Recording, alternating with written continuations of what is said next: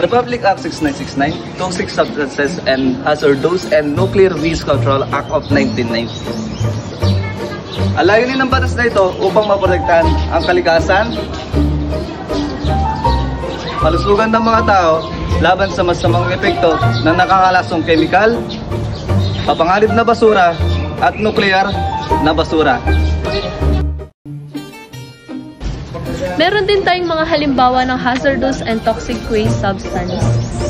Ang unang halimbawa ng toxic waste substance ay yung used oil. Ito ay kadalasang makita natin sa mga malalaking makina or mga pinanggamitan ng mga sasakyan. Pangalawang halimbawa naman natin ay meron tayong paint residues or yung sobra-sobrang pintura or ang latak ng pintura. Ito ay naglalaman ng heavy metals and leads.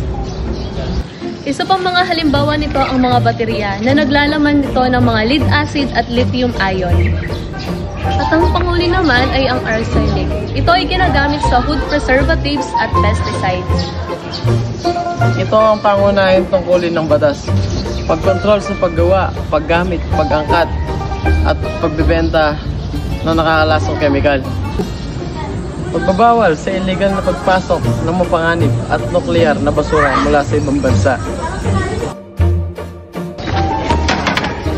Isa rin ito sa mga pangunahing tungkulin ng batas. Pagtatakda ng alituntunin kung paano ligtas na itapon ang mga hazardous waste. Pagpapalaganap ng kaalaman sa publiko ukol sa mapanganib na mga toxic substances. Ito ang ahensya na nangangasiwa sa Republic Act 6969. DENR, Department of Environment and Natural Resources. Please.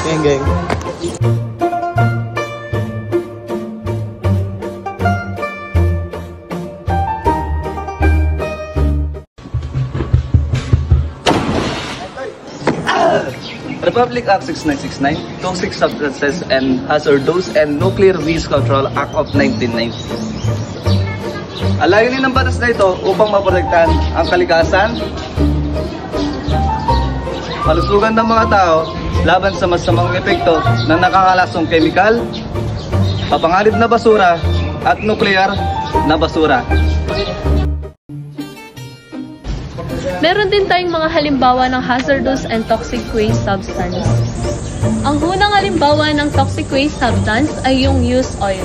Ito ay kadalasang makita natin sa mga malalaking makina or mga pinanggamitan ng mga sasakyan.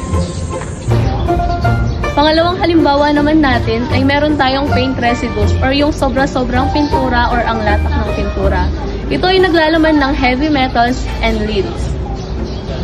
Isa pang mga halimbawa nito ang mga baterya na naglalaman nito ng mga lead acid at lithium ion. At ang panghuli naman ay ang arsenic. Ito ay ginagamit sa food preservatives at pesticides. Ito ang pangunahing tungkulin ng batas. Pagkontrol sa paggawa, paggamit, pag-angkat, at pagbebenta ng nakakalasong kemikal. Pagbabawal sa illegal na pagpasok ng mapanganib at nuklear na basura mula sa ibang bansa. Isa rin ito sa mga pangunahing tungkulin ng batas. Pagtatakda ng alituntunin kung paano ligtas na itapon ang mga hazardous waste. Pagpapalaganap ng kaalaman sa publiko ukol sa mapanganib na mga toxic substances.